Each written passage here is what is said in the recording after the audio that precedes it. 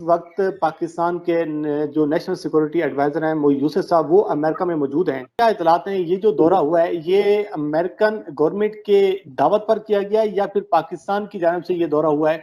इस हवाले से क्या इतलात हैं सर आपकी? नहीं, वो बिल्कुल दौरे की दावत नहीं थी। इस वक्त कौमी सलामती के मुशीर जो हैं पाकिस्तान के सरकारी दौरे पे यूएस जाते हैं। यूएस स्टेट सेक्रेटरी उनसे मिलने के बजाय वो भारत चला जाता है और वहां जाके उनके कौमी सलामती के मुशीर से बहुत अहम मीटिंग करता है। आप सरकारी दौरे पे अमेरिका में बैठे हुए हैं और वो भारत चला गया है और आप वहां बैठे हुए मुंह देख रहे हैं, कोई आपसे मिल नहीं रहा है। जो बाइडन आपके वजीर आजम को फोन नहीं करते क्योंकि वजीर खारजा तो लटे काट रहे हैं खवातीन की मुल्तान में बैठ। अजीत डोवल साहब जो है वो 2 रोजा दौरे पे अफगान हुकूमत में भी से गए और वहां मिले करजई से और दूसरे अहम रहनुमाओं से, अब्दुल्ला से भी। लेकिन दूसरी तरफ वो तालिबान से भी दोहा में मुलाकात करते हैं।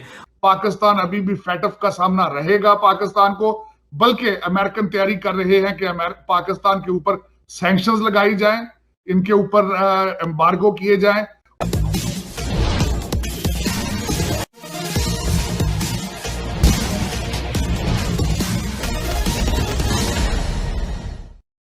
बिना बुलाए मेहमान की जो हालत होती है वही हालत पाकिस्तान के राष्ट्रीय सुरक्षा सलाहकार मोईद यूसुफ का अमेरिका में हुआ है। दरअसल चीन और अमेरिका दोनों से बराबर का संबंध कायम करने की कोशिश में पाकिस्तान दोनों को नाराज कर बैठा है। पहले चीन को मनाने के लिए वहां के विदेश मंत्री शाह मोहम्मद कुरैशी चीन गए थे, लेकिन वहां से उन्हें फटकार हाथ लगी। फिर अमेरिका से संबंध ठीक करने के लिए वहां के नेशनल सिक्योरिटी एडवाइजर जब अमेरिका पहुंचे हुए हैं तो वहां उनको भी शर्मिंदगी का सामना करना पड़ा है। क्या है पूरा मामला, आइए आगे समझते हैं। वक्त पाकिस्तान के जो नेशनल सिक्योरिटी एडवाइजर हैं वो यूसुफ साहब वो अमेरिका में मौजूद हैं। क्या इतलात हैं, ये जो दौरा हुआ है ये अमेरिकन गवर्नमेंट के दावत पर किया गया है या फिर पाकिस्तान की जानिब से ये दौरा हुआ है? इस हवाले से क्या इतलात हैं सर आपकी? नहीं, वो बिल्कुल दौरे की दावत नहीं आया कि पाकिस्तान अमेरिका के रिलेशनशिप बड़ी सर्दमोरी का शिकार है। हालात असल में अमेरिका की है कि टोनी बिल्किन जो वजीर खारजा है अमेरिका के, वो इस वक्त इंडिया के दौरे में, उसके बाद वो काबुल जाएंगे। पाकिस्तान उन्होंने 1 घंटा भी रुकना गवारा नहीं किया।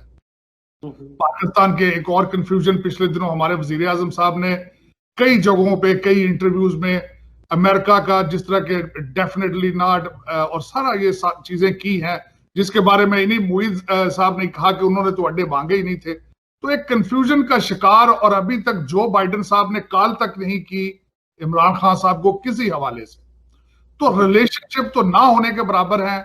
लेकिन मेरे ख्याल में ये सिर्फ एक दौरे की हद तक होगा, एक कोशिश होगी, लेकिन यहां से कोई लंबी चौड़े वादे और दूसरी जो है वो मदद नहीं लेके जाएंगे। पाकिस्तान अभी भी फैटफ का सामना रहेगा पाकिस्तान को, बल्कि अमेरिकन तैयारी कर रहे हैं कि पाकिस्तान के ऊपर सैंक्शंस लगाई जाएं, इनके ऊपर एम्बार्गो किए जाएं।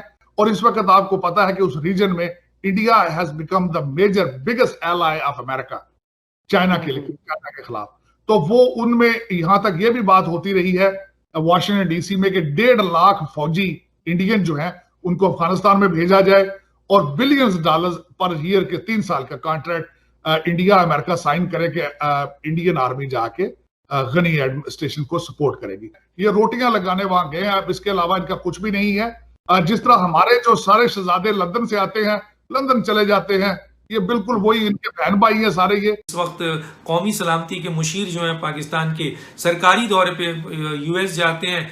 यूएस स्टेट सेक्रेटरी उनसे मिलने के बजाय वो भारत चला जाता है और वहां जाके उनके कौमी सलामती के मुशीर से बहुत अहम मीटिंग करता है। आप सरकारी दौरे पे अमेरिका में बैठे हुए हैं और वो भारत चला गया है और आप वहां बैठे हुए मुंह देख रहे हैं, कोई आपसे मिल नहीं रहा है। जो बाइडन आपके वजीर आजम को फोन नहीं करते हैं, स्टेट सेक्रेटरी आपके वजीर आजम को फोन करने के बजाय आर्मी चीफ से बात करते हैं। कौमी मुशीर वहां चाहते हैं तो स्टेट सेक्रेटरी भारत चले जाते हैं और वहां कौमी मुशीर कोशिश कर रहे हैं कि चंद सेनेटरों से मुलाकात करके सरकारी दौरे को कोई अहमियत दे दी जाए। ये मुकाम पहुंचा दिया है पाकिस्तान का।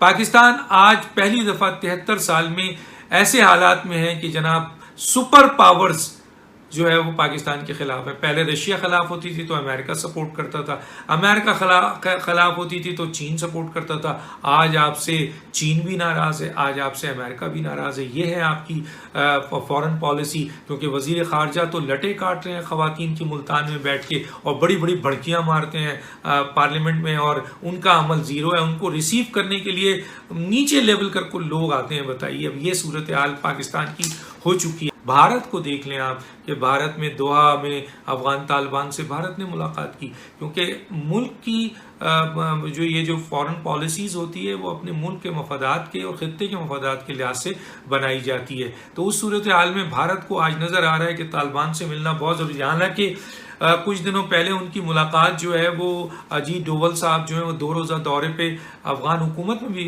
से गए और वहाँ मिले हैं करजई से और दूसरे अहम रहनुमाओं से, अब्दुल्ला से भी। लेकिन दूसरी तरफ वो तालिबान से भी दोहा में मुलाकात करते हैं, और ईरान मुलाकात कर रहा है, चीन मुलाकात कर रहा है, आपके रशिया इन कांटेक्ट में आ गया, अमेरिका कांटेक्ट में, यूरोपियन यूनियन के लोग राब्ते में कर रहे हैं। लेकिन तालिबान जिसको 35 साल तक पाकिस्तान ने सपोर्ट किया, हर तरीके से सपोर्ट किया, आज अफगान तालिबान के साथ आपकी क्या पॉलिसी है कुछ नहीं पता। अफगान तालिबान आपसे नहीं मिल रहे।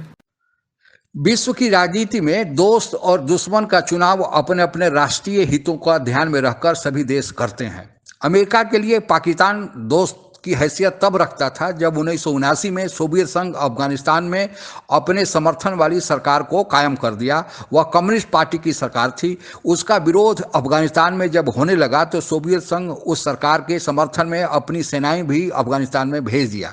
आप लोगों को पता ही होगा कि सोवियत संघ ही टूटकर आज रूस सहित 15 देश बन गए हैं, और जो अफगानिस्तान के सीमा से सटे ताजिकिस्तान, उज्बेकिस्तान और तुर्कमेनिस्तान आदि देश हैं, वे पहले सोवियत संघ के ही भाग थे। यानी दूसरे शब्दों में आप कह सकते हैं कि पहले सोवियत संघ की सीमाएं अफगानिस्तान से मिलती थी। इसी कारण सोवियत संघ को आसानी हुआ कि वह अफगानिस्तान में प्रवेश कर गया। जब सोवियत संघ अफगानिस्तान में प्रवेश कर गया तो इधर अमेरिका और पाकिस्तान सोवियत संघ से खार खाए बैठे थे, क्योंकि आप लोगों को यह भी ज्ञात होगा कि 1971 में जो बांग्लादेश का जन्म हुआ था और जिसमें भारत और पाकिस्तान की लड़ाई हुई थी, उस लड़ाई में सोवियत संघ खुलेआम भारत का साथ दिया था, जबकि पाकिस्तान को उस समय अमेरिका का साथ मिला था, क्योंकि पाकिस्तान उस समय अमेरिका के कैंप में था।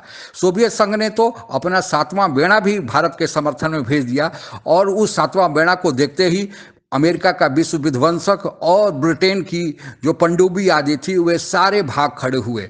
अमेरिका और पाकिस्तान उस युद्ध में मुंह की खानी पड़ी, यानी उन्हें हार का सामना करना पड़ा, क्योंकि सोवियत संघ जिसे समर्थन कर रहा था भारत, उसको जीत का सेहरा सर पे बंधा।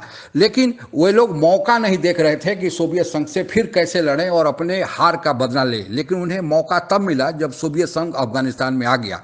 तब अमेरिका के कहने पर पाकिस्तान ने पूरे मुस्लिम दुनिया से गरीब मुसलमानों लड़कों को इकट्ठा किया और उन्हें पाकिस्तान के मदरसों में ट्रेनिंग दी गई। उन्हें आतंकवाद के लिए अस्त्र शस्त्र हथियार आदि चलाना सिखाया गया और फिर उन्हें तालिबानियों का नाम देकर सोवियत संघ से लड़ने के लिए अफगानिस्तान में प्रवेश करा दिया गया। समय का चक्र बदला, 9/11 की घटना हुई और फिर 9/11 की घटना के होने के साथ ही जो अमेरिका तालिबानियों को बनाया था पाकिस्तान के समर्थन से, अब अमेरिका तालिबानियों का विरोधी हो गया, क्योंकि पता यह चला कि इन तालिबानियों के तार जो 9/11 की घटना 2001 में अमेरिका में हुई थी, जिसमें अमेरिका के वर्ल्ड ट्रेड सेंटर को उड़ा दिया गया था, उसमें इनके तार जुड़े हुए हैं। क्योंकि जो मास्टरमाइंड था वह ओसामा बिन लादेन अलकायदा का प्रमुख था। उस अलकायदा के प्रमुख ओसामा बिन लादेन को इन तालिबानियों ने अफगानिस्तान में शरण दे रखा था। अमेरिका ने मांग किया कि आप लोग ओसामा बिन लादेन को हमको दे दें, क्योंकि वह हमारे देश का दुश्मन है। लेकिन तालिबानियों ने अमेरिका को देने से इनकार कर दिया। अब देखिए कि जो तालिबानियों को अमेरिका ने बनाया था पाकिस्तान से कहकर, वही तालिबानी अब अमेरिका का विरोध कर रहे हैं। तब अमेरिका वहां अफगानिस्तान में अपनी सेनाएं उतार दी और तालिबानियों से फिर युद्ध चालू हो गया। जब ओसामा बिन लादेन मारा गया तब फिर समय का चक्र बदला। अब अमेरिका तालिबानियों से वार्ता कर रहा है और वहां से अपनी सेनाएं हटा भी रहा है, क्योंकि लंबे समय तक अब अफगानिस्तान में अपनी सेनाओं को रखने का पाकिस्तान से की कोई तो जरूरत नहीं है, अमेरिका की कोई जरूरत नहीं है, क्योंकि अमेरिका का जो मकसद था ओसामा बिन लादेन को मारने का वह कब का ही पूरा हो गया। अब चूंकि अब तालिबान से वार्ता सीधे अमेरिका कर रहा है, इसलिए अब पाकिस्तान की जरूरत नहीं, इसलिए अब वह पाकिस्तान को दूध में पड़ी मक्खी की तरह निकाल कर फेंक दिया है। अब पाकिस्तान के लिए फिर एक दूसरे दोस्त की तलाश थी जो अमेरिका की जगह पर आर्थिक मदद करे। तब पाकिस्तान को मिला चीन। चीन अब आर्थिक मदद पाकिस्तान को करने लगा, लेकिन पाकिस्तान चाहता था कि अमेरिका और चीन दोनों को बैलेंस करे, क्योंकि आर्थिक मदद के लिए वह चीन पर आश्रित था। लेकिन विश्व बैंक, IMF इत्यादि बैंक हैं, FATF हैं, इनके लिए उसे अमेरिका की जरूरत थी। अब वह चाहता है पाकिस्तान की अमेरिका की तरफ भी रहे और चीन की तरफ रहे, और इस दो नावों की सवारी में वह दोनों को नाराज कर बैठा है। इसलिए चीन को मनाने के लिए अभी शाह मोहम्मद कुरैशी, जो पाकिस्तान के विदेश मंत्री हैं, और ISI के चीफ दोनों गए थे। वहाँ से उन्हें फटकार का सामना करना पड़ा। उसने कहा कि आपकी नीतियों से हम खुश नहीं हैं। आए दिन पाकिस्तान में हमारे आदमियों पर जो 11 चीनी नागरिक मारे गए थे, जिसमें इंजीनियर्स भी शामिल थे, उन पर हमले हो रहे हैं और आप लोग क्या कर रहे हैं। वहाँ से जब लताड़ लगी तो फिर भागे भागे आए और सोचे कि फिर अमेरिका से संबंध ठीक करें।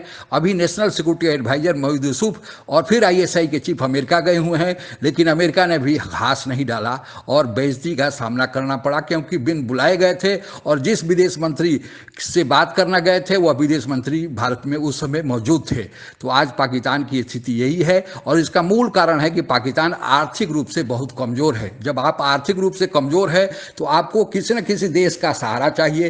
तो पाकिस्तान को या तो चीन का सहारा चाहिए, अमेरिका का चाहिए, या सऊदी अरबिया का चाहिए। सऊदी अरबिया चूंकि अमेरिका के कैंप में है, इसलिए वह जो भी करता है वह अमेरिका के कहने पर ही करता है। इसलिए पाकिस्तान चाहता था कि आखिर दोनों में बैलेंस करे, दोनों से फायदा उठाएं, क्योंकि उसकी देश की अर्थव्यवस्था ऐसी है कि अकेले नहीं चल सकती। लेकिन दोनों के बैलेंस करने में न इधर का रहा न उधर का रहा, न माया मिली न राम। आज के लिए बस इतना ही।